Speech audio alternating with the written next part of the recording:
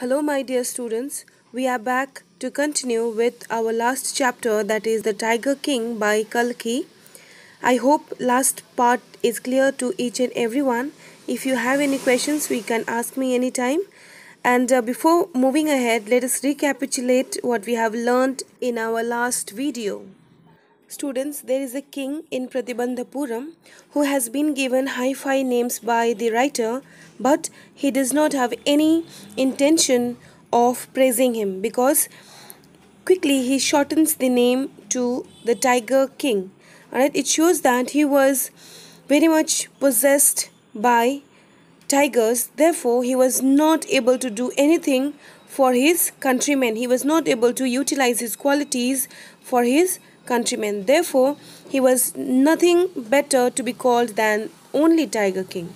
Then we witness astrologers predicting the future of Little Prince, and they say that he is going to be warrior of warriors, great king, but he is going to die in the hands of tigers. Therefore, be careful with this ferocious animal. But he replies that he is not going to be scared by listening to this prediction. Students, Tiger King says that he can kill even cow, the holy animal of Indians, in self-defense. But we see out here that it was not any animal who had come to harm Tiger King.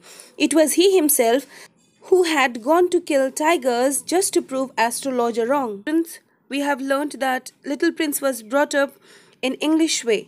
This type of education was not peculiar to the Tiger King's estate alone. Almost all over India, the wards of the ruling class given the same sort of training. This resulted in a lopsided development of the personality, and the princes were alienated from their own culture and subjects. They were made to believe that they were a class apart and they have nothing to do with the common man. So, when the young princes took the reign of their state in their hands, they behaved in an erratic and irresponsible manner and refused to see reason, and like the Tiger King had a single track of mind and behaved like spoilt brats. Students, we have to discuss this particular point in length because the kind of mannerism, the kind of moral values are instilled in us during childhood. This particular mannerism shapes the future of the child, and this is seen in Tiger King. Therefore, we have to elaborate it. Students, next very important point to be noted is that the confidence of the astrologer on his prediction. He says that he will give up his identity as a Brahmin if he will be proved wrong. Okay, so this shows that he was extremely confident about his science of astrology. Last important point from our first video is that Little Prince was not at all intimidated by hearing that 100th tiger is going to be very dangerous for him. He shows his courage and says that he is going to deal with that tiger, and tiger should be beware, not he. Students, now we will start from part 3rd of this chapter, The Tiger King. Let me read out at first. From that day onwards, it was celebration time for all the tigers inhabiting Pratibandhapuram. The state banned tiger hunting by anyone except the Maharaja. A proclamation was issued to the effect that if anyone dared to fling so much as a stone at a tiger, all his wealth and property would be confiscated. The Maharaja vowed he would attend to all other matters only after killing the 100th tigers. Initially, the king seemed all set to realize his ambition. Not that he faced no dangers. There were times when the bullet missed its mark. The Tiger King leapt upon him and he fought the beast with his bare hands. Each time it was the Maharaja who won. At another time he was in danger of losing his throne. Students, ironically, the writer says it was celebration time for all the tigers. Rather, their life was at stake because of the obsession of the Tiger King. Here, we find that rules and regulation for royal entity and common people were different. For Tiger King, rule was not implementable. He can kill any tiger, but for common people, if they will even throw a stone upon this particular animal, their entire property will be confiscated. So here we find injustice. Students, being a king, his first and foremost priority is to look after his countrymen, which he ignored blatantly. Apart from that, being egoistic, he became extremely obsessed with tiger killing that he had forgotten everything in front of this particular task. Nobody could stop him because he was king. He went to the jungle, he started killing tigers one after the other. There were times when he had to kill tigers with his bare hands, but he was the winner. It shows that he was brave enough. He was powerful. He was as ferocious as these tigers. But what is the use? Did he utilize his courage for killing his enemies? No, not at all. It was not for the benefit of his kingdom. His quality goes in vain. Another problem cropped up in his life, and what was that? Let us find out. High-ranking British officer visited Pratibandhapuram. He was very fond of hunting tigers and fonder of being photographed with the tigers he had shot. As usual, he wished to hunt tigers in Pratibandhapuram. But the Maharaja was firm in his resolve. He refused permission. I can organize any other hunt. You may go on boar hunt. You may conduct a mouse hunt. We are ready for a mosquito hunt. But tiger hunt? That's impossible. The British officer's secretary sent words to the Maharaja through the Diwan that the Durai himself did not have to kill the tiger. The Maharaja could do the actual killing. What was important to the Durai was a photograph of himself holding the gun and standing over the tiger's carcass. But the Maharaja would not agree even to this proposal. If he relented now, what would he do if other British officers turned up for tiger hunts? Students, the story is written before the Indian independence. Therefore, we find British officers here by whom Indian kings and queens were very much scared. Here, the high-ranking British officer wanted to kill a tiger just to flaunt their daredevilry in front of his compatriots. But in reality, he was a cowardly man. See, when he was denied the permission for hunting, he sent a word to the king that he would be quite happy if he was allowed to get just photographed with the dead body of the tiger, killed by the Tiger King himself. Okay. However, his wish was not fulfilled. It is because Tiger King thought that if he will allow him, this particular officer, to get photographed, by looking at that, other British officers can also come and ask for tiger hunting, which he did not want to allow. And the students, in this line, I can organize any other hunt. You may go for boar hunt. You may conduct a mouse hunt. We are ready for a mosquito hunt. But tiger hunt, it's impossible. Here we find literary device anti-climax. It is because from the lofty thing, it is decreasing to a mosquito. From boar to mosquito, there is a subsequent fall. Let me give you one example of anticlimax. Then it will be more clear to you all. See here, she lost her husband, children and her dresses. Here, husband is very important. Then comes children and dresses are least important. Students, here we see how insensitive the Tiger King had become towards his animals. Move ahead, students.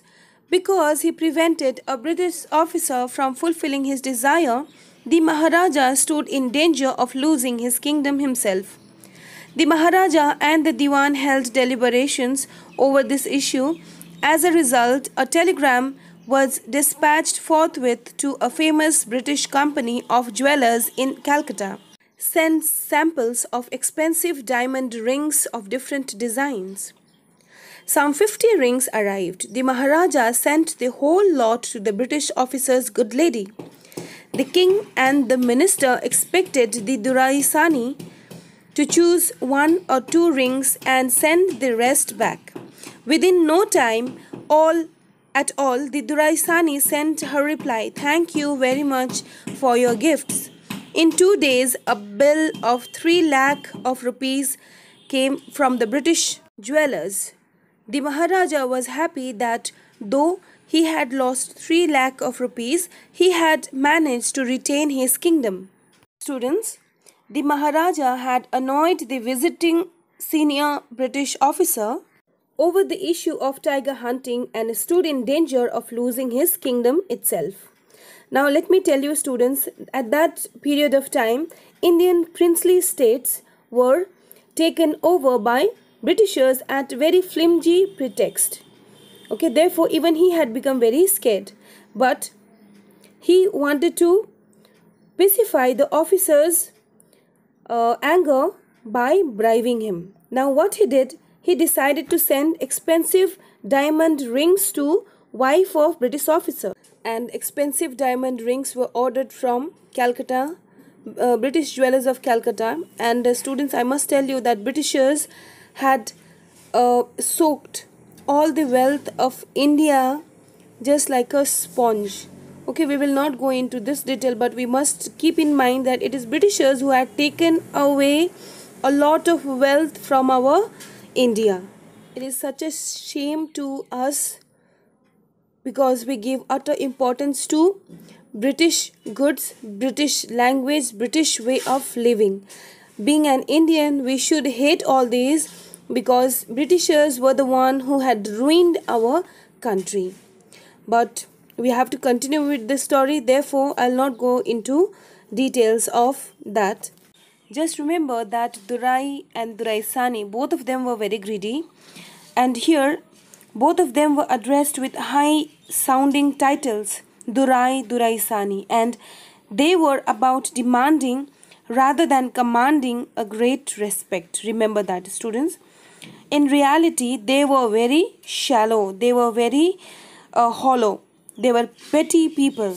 The high status and that they enjoyed was very ill-deserved.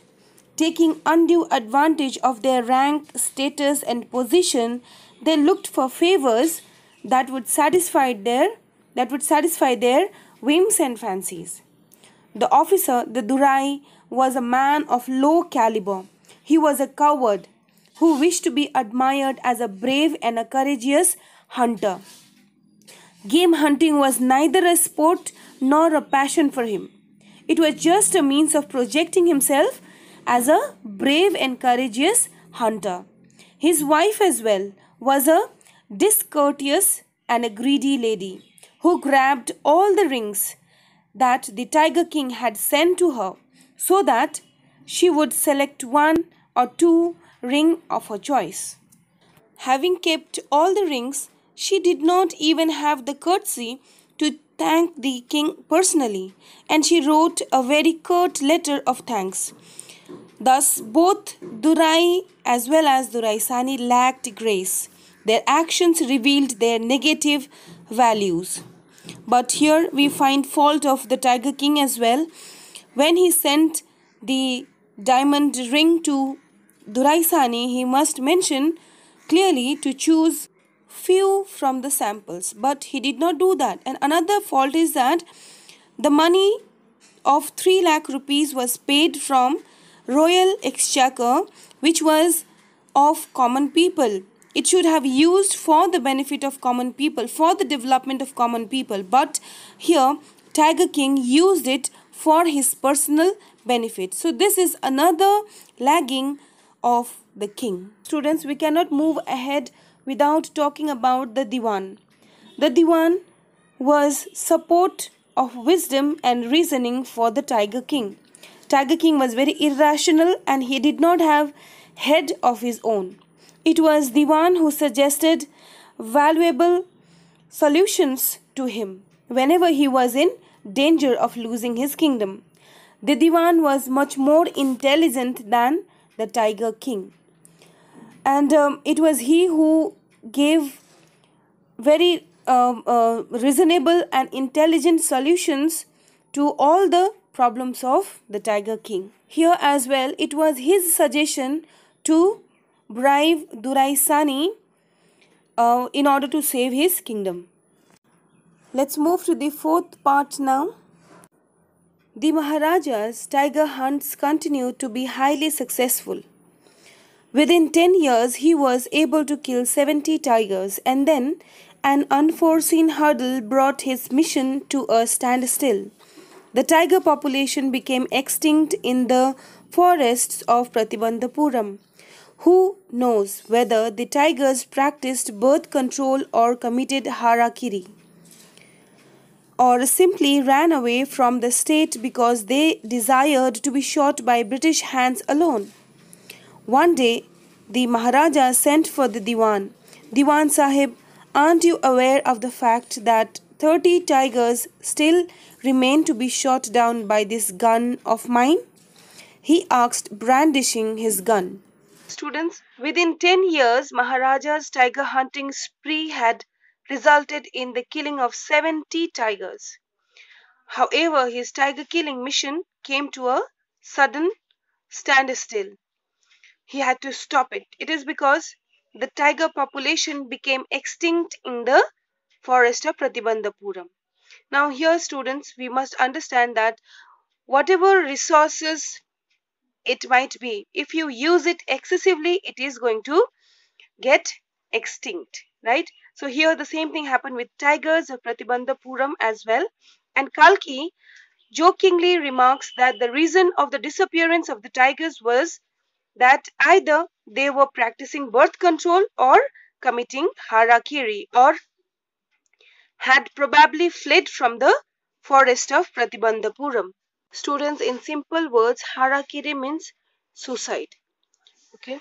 Students, here we get to understand that tigers were not safe inside the kingdom and outside as well, because king was chasing them, and outside his kingdom it was Britishers who were waiting to hunt tigers.